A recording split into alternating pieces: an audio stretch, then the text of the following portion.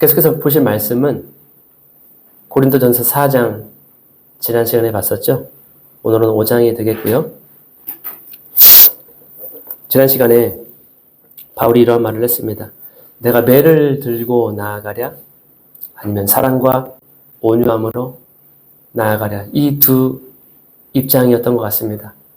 이것이 아버지의 입장이 아닐까.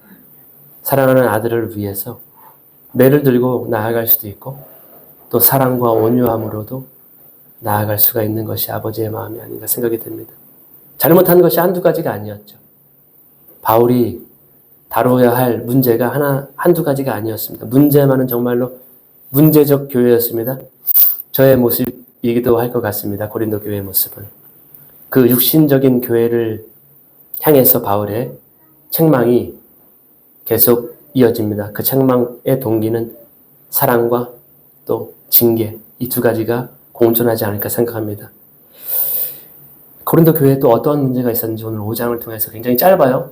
오늘 우리 예배 시작은 좀 지연이 됐지만 아마 일찍 마치게 될 것 같으니까요. 벌써 얼굴빛이 달라지시는 것이 또 멀리서 또 이렇게 와주셔서 감사를 드립니다. 말씀 보시기 전에 먼저 기도하시겠습니다. 하나님 아버지, 감사와 찬양을 드립니다. 아무것도 두려워하지 않고 주께서 행하시는 놀라운 일들을 가만히 지켜보겠습니다. 주님께서 인도하시고 저희들을 쉴만한 곳으로 저희들을 인도하여 주시옵소서. 이 시간은 주님의 음성을 듣기 원합니다. 말씀해 주시기를 원합니다. 하나님의 말씀을 통해서 우리 교회를 위해서 또 우리 각자를 위해서 하시는 말씀을 듣게 하여 주시옵소서. 듣고 우리 마음밭에 심을 수 있도록 하여 주셔서 그 말씀이 사라지지 않고 빼앗기지 않고 30배로 60배로 100배로 결실 얻게 하여 주시옵소서. 이 시간도 주님께서 붙잡아 주시며 이 모든 것을 우리를 인도하시는 예수님의 이름으로 기도합니다. 아멘. 고린도전서 5장입니다.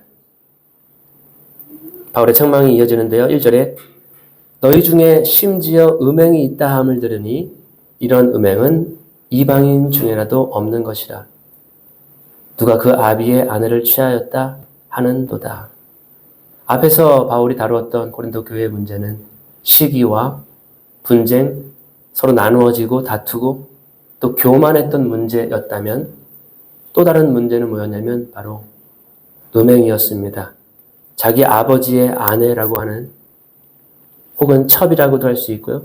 계모라고도 할 수 있는데 자기 친어머니는 아니었을 것으로 우리가 사료가 됩니다. 그 자기 아버지의 아내를 취한 사건이 고린도 교회 가운데 있었습니다. 마치 이 사건은 우리가 창세기에서 보시면 야곱의 12아들들 중에서 장자 르우벤이 있었습니다.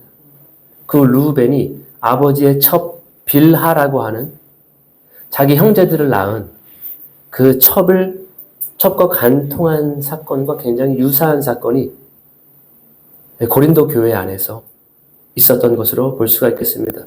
어쨌든 이 사건은 이방인 중에도 없는 음행이 너희 가운데 지금 있다고 하는 것이 너무 확연하게 드러났다라고 하는 교회 안에 있었다라고 하는 것입니다.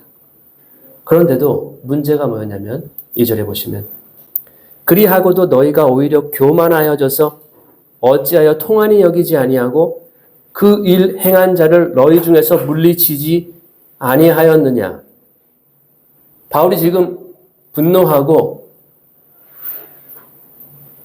있는 이유가 뭐냐면 이 음행 사건이 교회 안에서 이루어졌는데 그것에 대해서 바르게 혹은 성경적으로 대하지 않는, 반응하지 않는 것에 대해서 굉장히 분노하고 있는 감정이 느껴집니다.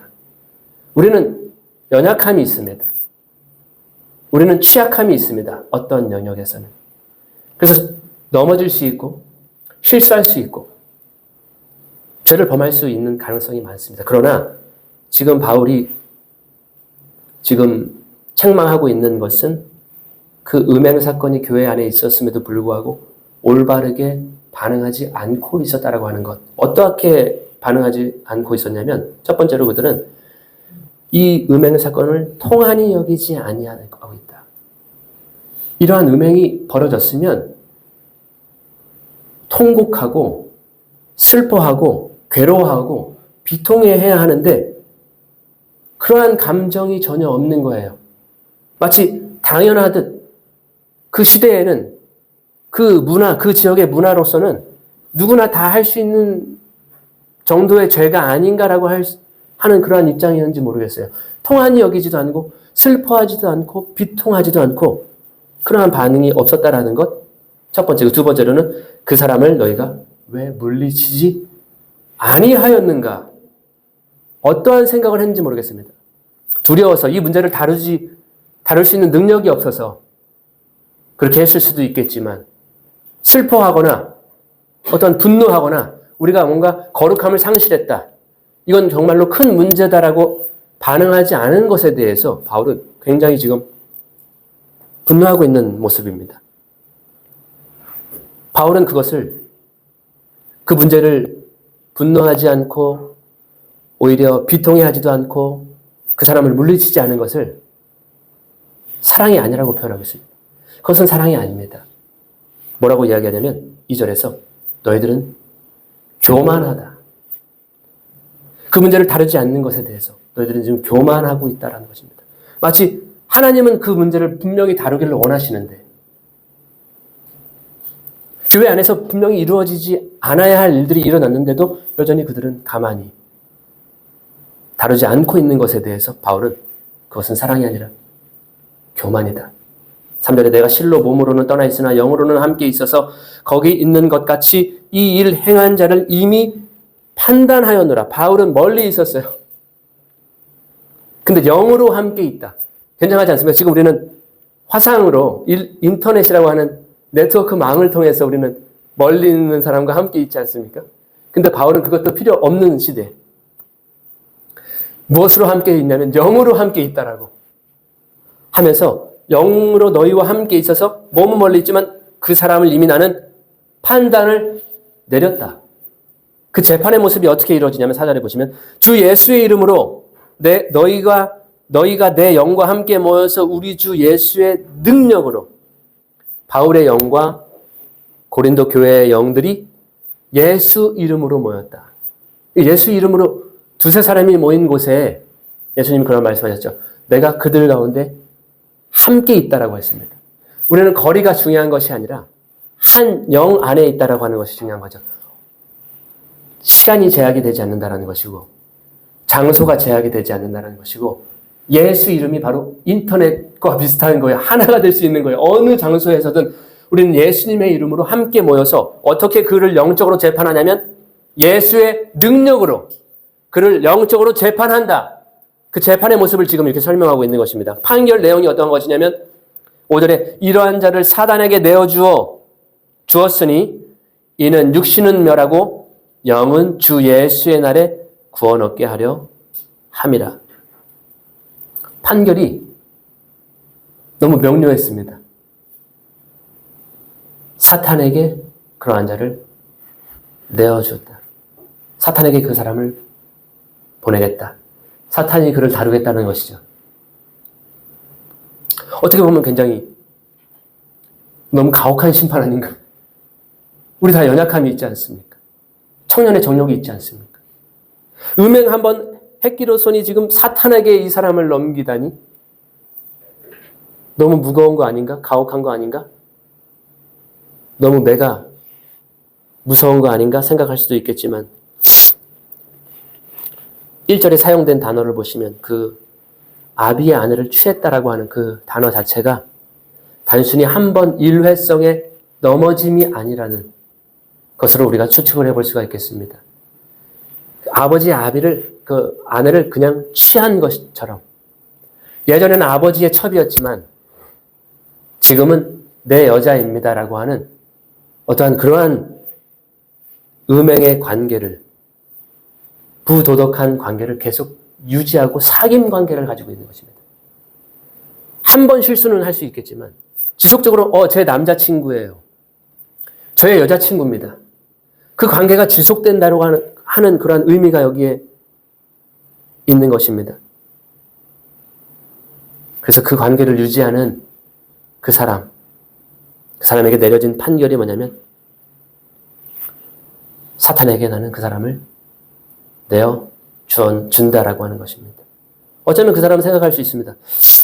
저는 이 사람 없으면 안 돼요. 이 사람은 아버지와 예전에 아버지의 첩이었지만, 계모였지만, 지금은 제 사랑입니다. 이 사랑을 방해하지 마십시오. 하나님께서는 금하신 사랑이지만, 우리 사람으로서는 할 수 있는 사랑이 아닙니까? 이 사람은 그렇게 생각할 수 있습니다. 내가 그리고 꿈꿔왔던 그 단 한 사람을 저는 만났는데 왜 하나님은 이걸 허락하지 않는 사람입니까? 이렇게 이 사람 없이는 살 수 없습니다. 이 사람은 그렇게 생각할지도 모르겠습니다. 많은 사람들이 불륜을 경험하죠. 이 사람 없으면 못 살 것 같아. 가정이 파탄나고 자식들이 상처받고 그렇게 해서 나가서 잘 사는가 보면은 꼭 그렇지만도 않습니다. 여전히 그 관계가 지속되는 하나님께서 허락하지 않은 관계이기 때문에 이 사람 없으면 나는 거기는 천국이 아니야. 거기는 이 사람이 없으면 지옥이야. 라고 생각할 수 있는데 그것 또한 사탄의 속임수일 때가 있습니다. 사탄의 속임수가 굉장히 강력합니다. 이 사람 없으면 죽고 못 산다고 생각했었는데 시간이 지나 보니까 내가 왜 그 사람에게 목을 메었던가? 내가 왜 그 사람에게 그렇게 많은 것들을 헌신했었던가? 아무 사람도 아니었는데 그냥 지나갈 잠깐의 실수였는데 착각이었는데 그만큼 사탄의 속임수가 강력하다고 저는 생각이 듭니다. 어떤 사람은 마지막 순간까지도 그걸 깨닫지 못하는 사람들이 있을 수 있습니다. 근데 여기서 우리가 생각해 볼 것이 뭐냐면 사탄에게 내어준다는 말이 무엇일까? 사탄 보신 분 계십니까? 혹시? TV나 이런 영화 말고 실물 영접하신 분 계십니까? 사탄이 셀카로 전 사탄인데요. 여러분 제가 이렇게 생겼습니다라고 자기 방송 채널을 운영한 것 보셨습니까? 사탄은 영적인 존재입니다. 눈에 보이지 않습니다. 그러나 우리가 성령께서 우리 가운데 지금 감동을 주시고 우리에게 깨달음을 주시고 우리에게 가르침을 주신다는 것을 이해하는 것처럼 사탄도 영적인 존재이기 때문에 사람을 통해서 우리의 마음을 통해서 생각을 통해서 사탄도 역사하고 있다는 것을 저는 볼 수가 있고 느낄 수가 있거든요. 근데 어떻게 바울은 이 사람을 어떻게 사탄에게 넘겨줄 수가 있을까? 한번 그건 우리가 생각해 볼 여지가 있는 것 같아요. 어떻게 사탄에게 내어줄 수가 있을까? 근데 그 바울이 그러한 판결을 내린 목적은 정확합니다. 5절에 보시면 그 육신은 멸망케 하는 것입니다. 그리고 그 영은 주 예수의 날에 구원을 얻게 하기 위해서 그러한 판결을 내렸다는 것입니다. 결국 뭔가요? 범죄한 자를 사탄에게 내어주는 목적은 그의 육신적 속성, 그의 죄된 속성, 그것은 멸하고 그의 영을 구원하기 위한 목적이 있겠다는 것입니다. 우리는 이게 진짜 사랑입니다. 그 사람을 죄에 속아서 죄의 함정 속에서 영원히 그 죄를 범하게 하는 것이 사랑이 아니라 이 사람이 선택한 이 불륜을, 이 잘못된 관계를 지속하게끔 그 관계를 유지하게끔 권장하는 것이 사랑이 아니라 허용하는 것이, 용납하는 것이 사랑이 아니라 그 사람의 영혼을 구원하기 위해서 당장이라도 그거를 그 육신적인 속성을 끊어버리는 것이 진짜 사랑이라는 것을 바울의 의도가, 이 판결의 의도가 나타납니다. 바로 그 사람의 영혼을 구원하기 위한. 그래서 이 육신의 멸망, 그 사람의 육신적인 소욕을 제거하는 것일 수도 있고요. 그 사람이 이 삶이 사탄에 의해서 망가질 수도 있다라고 저는 생각하거든요. 사탄이 우리 인간을 칠 때에 여러 방도로 칠 수가 있는데 우리가 욥기를 통해서 보시면 건강을 빼앗을 수가 있고요. 그가 가진 모든 것, 소중한 것, 가족, 모든 것을 다 빼앗을 수 있는 능력이 사탄에게 있습니다. 얼마나 비참하게 사람을 만들 수 있는지 우리는 사탄에게 매여서 속아서 정말로 비참한 결말을 맞는 사람들을 볼 수가 있거든요. 그러한 의미가 될 수 있을지. 또 다른 측면에서 제가 예수님의 말씀에서 한번 성경을 인용해 봤는데요. 마태복음 18장 8절에 이러한 말씀이 있습니다. 만일 내 손이나 내 발이 너를 범죄케 하거든 찍어 내버리라.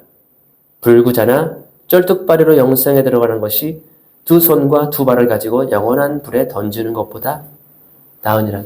보이나요? 예. 이 사람의 육신은 잘라버리는 것입니다.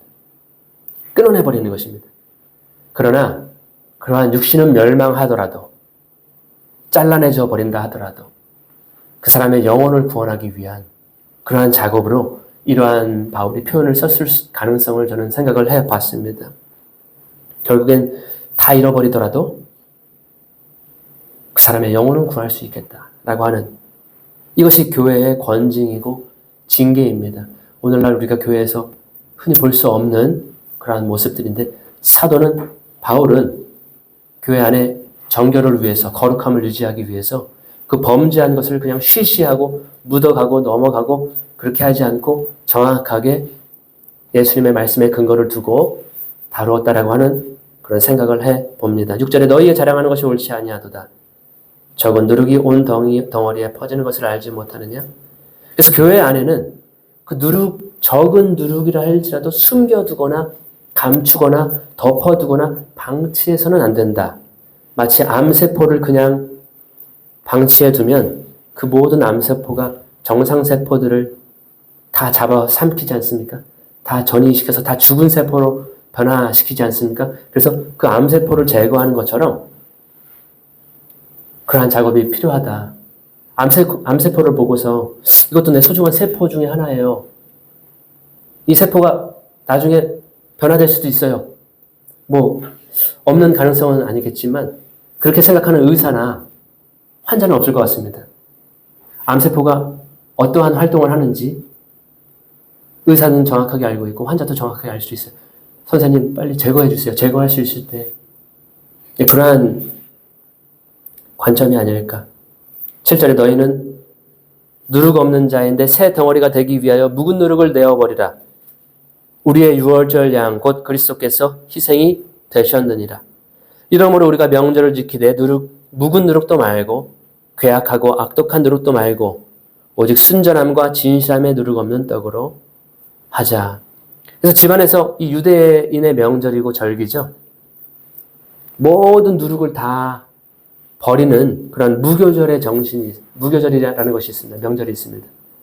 그래서 부풀게 하지 않게, 발효시키지 않는 그러한 절기가 있는데 그 절기는 유월절을 참여한 그리스도의 희생에 참여한 저와 여러분, 유대인의 명절이지만 예수님의 그 희생에 참여한 저와 여러분에게까지도 그 누룩을 제거하는 것, 우리의 집안에서, 우리의 삶 가운데에서, 우리 교회 가운데에서 그 묵은 누룩을 제거하는 것은 똑같은 우리의 의무사항이라는 것입니다. 필수적인 사항이라는 것을 지금 바울은 명절, 유대인의 명절, 무교절과 유교절을 인용해서 신약에서 설명을 해주고 있는 것입니다. 때문에 괴악하고 악독한 누룩을 버리고 순전함, 성실과 진실함, 진리의 누룩 없는 빵으로 우리는 항상 유지를 해야 된다라고 하는. 건강한 몸은 항상 암세포를 잡아먹잖아요. 건강한 몸은 항상 정화작용을 하잖아요. 우리 안에 바이러스가 들어오면 싸워서 이겨내잖아요. 면역세포들. 그 작업이, 그 작용이 우리 교회 안에 빵 덩어리, 누룩 없는 빵으로 유지해야 하는 그러한 똑같은 개념으로 설명을 해주고 있는 것입니다. 암세포 방치하실 분 계신가요? 저는 없습니다.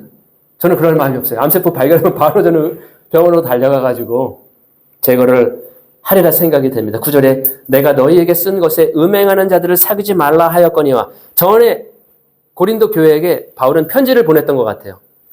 그래서 고린도 교회는 바울의 편지를 굉장히 많은 교회이기도 합니다. 편지를 많이 보냈다. 메시지를 많이 보냈다. 서로 대화를 많이 했다. 라고 하는 것은 그만큼 관심과 사랑이 있는 거 아니겠습니까? 전에 편지를 썼는데 어떠한 내용을 썼냐면 음행하는 자들을 사귀지 말라라고 바울이 편지를 썼습니다. 음행이 얼마나 만연했으면, 그들이 얼마나 취약했으면, 연약했으면, 유혹을 받았으면 이러한 편지를 전에 썼던 거예요. 그 말에 대해서 다시 한번 설명을 해주는데 10절에 이 말은 이 세상에 음행하는 자들이나 탐하는 자들과 토색하는 자들이나 우상 숭배하는 자들을 도무지 사귀지 말라 하는 것이 아니니 만일 그리하려면 세상 밖으로 나가야 할 것이다.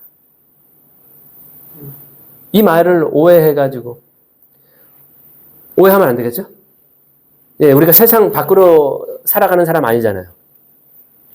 기독교 역사 속에서 운동 생활을 했던 적이 있습니다. 거룩함을 지키기 위해서, 순결함을 지키기 위해서 공동체를 다른 곳에, 한적한 곳에 만들고 그곳에서만 기독교인들이 살아가는 그러한 교회사 속의 역사가 있는데 오늘날 그러한 교회 다른 나라에 있는지 모르겠어요. 여전히 수도원이나 이런 것들. 그런데 우리가 교회적인 이 교리적인 안목으로 봤을 때 우리는 예수님이 정체성을 뭐라고 설명해 주셨나요? 우리는 세상의 소금과 빛이다라고 했습니다. 우리는 세상과 격리되어야 되지만 구별되어야 되지만 우리는 세상 안에서 살아가는 빛과 소금으로서의 역할을 감당해야 되는 것이다. 그래서 지금 바울은 이러한 모든 죄 범하는 사람, 우상 숭배하는 자들, 탐하는 것, 탐욕 부리고 취해가려고 하고 이러한 사람들과 도무지 관계를 맺지 않으려면 세상 밖으로 가야 된다. 11절의 핵심적입니다. 이제 내가 너희에게 쓴 것은 만일 어떤 형제라 일컫는 자가 음행하거나 탐남하거나 우상 숭배를 하거나 후욕하거나 술 취하거나 토색하거든 사귀지도 말고 그런 자와는 함께 먹지도 말라 함이라. 형제라고 하는 사람이, 교회에 다닌다고 하는 사람이, 같은 장소에서 하나님을 예배하고 찬양하고 교제한다고 하는 사람이 음행을 하거나 탐남이라고 되는데 이건 욕심을 부리는 것입니다. 탐욕을 부리는 것이고요. 우상 숭배하는 자가 하거나 후욕이라고 하는 것은 욕설을 하는 것입니다. 욕을 하거나 술 취하거나 토색이라고 되는데 그건 빼앗는 것입니다. 약탈하는 것이에요. 남의 것을 자기 것이라고 하는 거예요.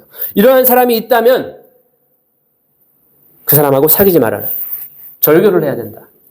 두 번째로는 함께 먹지도 말아야 된다. 교제를 하지 말아야 된다라고 하는. 관계를 철저히 단절하고 교제를 끊어내야 된다라고 하는. 아니 어떻게 그럴 수가 있습니까? 그래도 알고 지내온 세월이 끊어낼 수 없는 정이 들었는데 바울의 명령은 단호합니다. 이러한 명령들의 반기를 든다면 그 사람은 바울의 권위보다 더 높아야 돼요.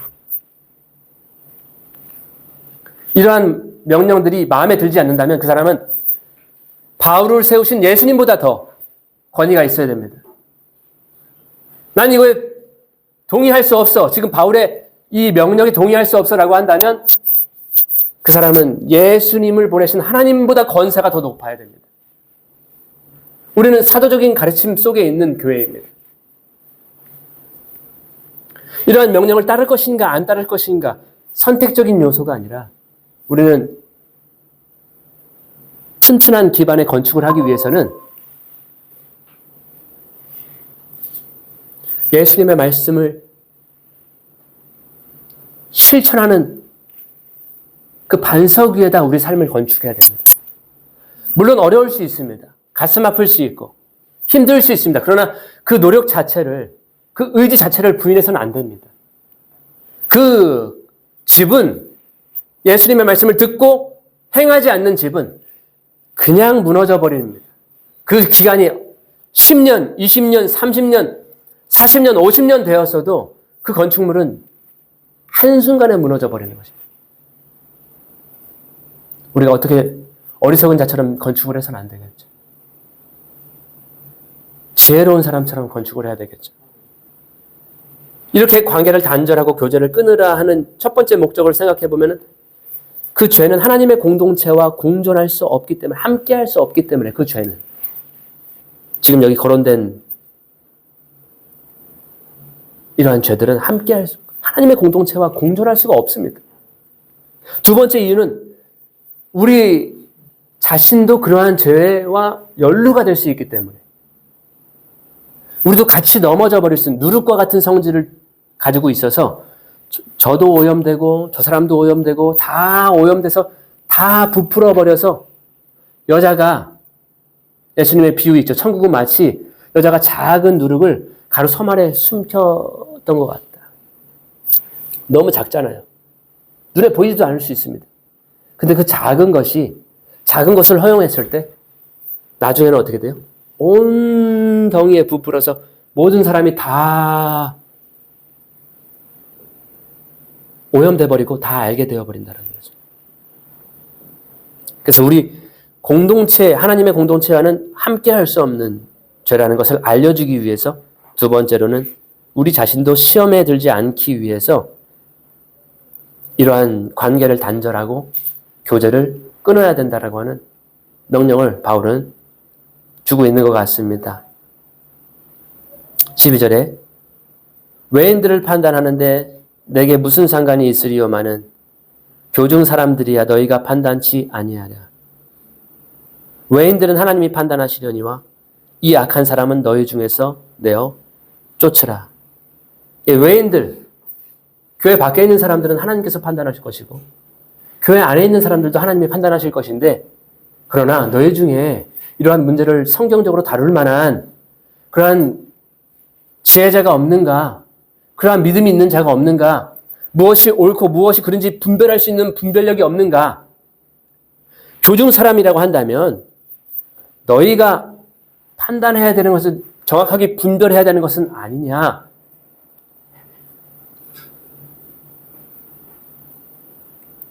이 악한 사람을 그래서 판단해서 너희 중에서 내어 쫓으라. 출교하라는 의미입니다. 출교의 명령입니다. 그래서 이 전반적인 맥락을 비추어 보면 그 사람을 사탄에게 내어줬다라고 하는 그 개념이 어떻게 보면은, 그 사람을 그리스도의 몸 있죠, 몸. 몸에서, 지체에서 그 사람을 떼어내야 된다. 그리스도의 몸 외에는 어딘가요? 사탄의 세계잖아요. 사탄의 영역입니다. 그 사람을 교회 밖으로 출교하라고 하는 그러한 명령을 내린 것으로 우리가 생각을 해볼 수가 있겠습니다. 죄가 문화화되고 있는 시대에 살고 있습니다. 죄가 허용되고 있고 개인의 선택으로 간주되고 만연되어 있는 시대에 살고 있습니다. 이러한 시대에 교회는 어떠한 모습을 하고 있어야 될까요? 이 시대에 따라 맞추어서 시대가 흘러가는 방향대로 우리도 똑같이 흘러가야 하는가? 아니면 세상은 그렇게 자유롭게 기준 없이 각자의 생각대로 자기 마음의 옳은 소견대로 흘러갈지라도 교회는 여전히 2000년 전이나 수천 년 후나 성경에서 제시하는 교회의 그림대로, 그 정체대로 가야 하는 것이 아닐까. 굉장히 시대에 뒤떨어진 모습을 할 수도 있어요. 그러나 그것이 정말 반석 위에 세운 교회, 바울이 원하는 교회, 예수님이 원하시는 사탄의 권세가, 음부의 권세가 이길 수 없는 그러한 권세를 가진 교회가 되지 않겠습니까? 우리의 건축은 말씀 위에 세워야 됩니다. 우리 감정도 아니고 우리 신념도 아니고 하나님의 말씀, 예수님의 말씀, 이 사도적 말씀 위에 세워야 튼튼한 교회가 될 줄로 저는 믿습니다. 죄를 하나둘씩 허용하기 시작할 때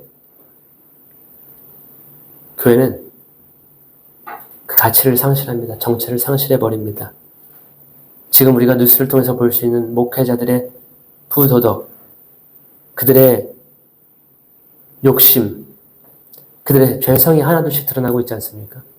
정말로 훌륭하다라고 칭송을 받았던 많은 분들이 갑자기 추락해버리는 뉴스들을 또 새로운 뉴스가 있더라고요. 저는 그래서 우리 한국교회의 모습은 왜 이렇게 되었을까? 말씀 위에 세우지 않았기 때문에. 우리 각자의 건축을 예수님의 말씀 위에 세우지 않았기 때문에 무너져 버리는 것입니다. 우리가 이 말씀을 통해 오늘 고린도전서 5장의 말씀을 통해서 결단해야 될 것은 첫 번째로 다른 사람의 누룩을 보기보다는 저 사람 저 누룩 숨기고 있네. 이 누룩 저 사람 내가 가지고 있는 거 아는데 그거보다는 각자의 내 안에는 어떤 누룩이 있는가? 내가 아직도 포기하지 않는 내가 숨기고 있는 누룩이 무엇인가? 그 무교절의 전신을 따라서 그 모든 누룩을 다 샅샅이 뒤져가지고 내어버리는 그러한 것이 필요할 것 같고요. 두 번째로는 지금 우리가 가지고 있는 잘못된 교제가 있다면 지금 이러한 자들과는 사귀지도 말고 함께 먹지도 말라 라고 하는 바울의 권면이 있었는데 그 권면에 갈등이 일어나지 않습니까? 저도 여전히 갈등이 일어나거든요. 어떻게 해야 됩니까? 끊어야 됩니까? 아니면 다른 방법은 없습니까? 바울의 권면처럼 사귀지 말고 함께 먹지도 말고 관계와 교제를 끊어야 할 것입니다. 그러나 여전히 하나에 끊어내지 말아야 할 것이 하나 있습니다. 그걸 기억했으면 좋겠습니다. 바울은 4장 마지막에 매를 들고 나아가랴? 아니면 사랑과 온유함으로 나아가랴? 관계를 끊지만 여전히 사랑과 온유함을 향해서 마음을 가지고 있어야 되지 않을까요? 바울이 지금 그 사람을 끊어내라고 하는 것이 단지 그 사람이 망해야 되고 그 사람이 정죄받아야 되고 심판받아야 되고 영원히 우리와 단절돼야 되고 그 이야기를 하는 것 같지는 않아요. 그 사람의 영혼을 구원하기 위해서 내린 극단의 조치라는 것입니다. 그 사람을 살리기 위해서 내린 징계의 매라는 것입니다. 자식을 때릴 때 마음이 안 아픈 부모가 어디 있어요? 자식을 끊어내고자 할 때 고통스럽지 않은 부모가 어디 있어요? 여기 부모님들 계시지만 부모 마음은 다 같은 것 같아요. 그 사랑과 온유의 마음은 잊어버리면 안 될 것입니다. 사망에 이르지 않는 죄를 범했을 때 구하라 했습니다. 형제가 만일 그러나 사망에 이르는 죄가 있다. 그러한 자들은 구하라 하지 않는다. 그러나 사망에 이르지 않는 죄가 있다면 그 형제를 구하라. 라는 사도 요한의 명령이 있습니다. 언제 하나님께서 마음을 변화시켜 주실지, 회심시켜 주실지 모르기 때문에 이 사랑과 온유함의 끈은 끊어내지 않고, 그러나 우리가 관계는 하나님의 공동체에서의 단절은 피할 수 없는 그러한 징계다라고 하는 것을 오늘 이 말씀을 통해서 우리가 깨달았으면 또 알게 되었으면 좋겠습니다. 기도하겠습니다. 하나님 아버지, 주신 말씀에 감사를 드립니다. 우리는 여전히 죄인이고 흠과 점이 많은 그러한 모습으로 살아가고 있습니다. 그러한 저희들에게 여전히 인내로서 오래 참음으로써 기다려주신 하나님의 은혜를 찬양합니다. 감사합니다. 주께서는 한 사람도 이뤄지는 것이 뜻이 아닐 것입니다. 마음이 부드러워져서 곧은 목이 부드러워지고 완고한 마음, 돌과 같은 마음이 살과 같은 마음으로 변화되는 것을 주님께서 원하실 것입니다. 한 사람도 이루어지지 않게 하시고, 지금은 고통스러울지라도, 지금은 눈물을 흘릴지라도 주께서 싸매시고 회복하시는 그 치유의 손길을 기대하면서 주께서 일하시기를 기도드립니다. 주님께서 일하여 주시고 주님께서 영광을 받아주시옵소서. 예수님 이름으로 기도합니다. 다 같이 성찬 되실까요?